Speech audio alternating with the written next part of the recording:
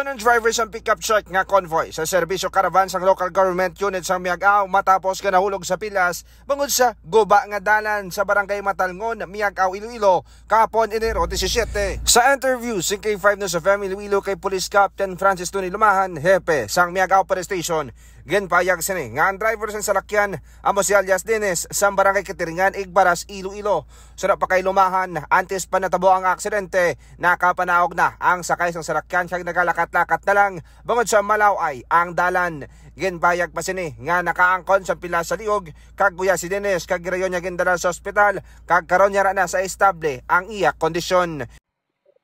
Kag ini si K5 Aaron Lloyd Refollo para sa Kampiyon nga serbisyo publiko kagaringawan sa Kampiyon nga Estasyon sa Iloilo, K5 News FM.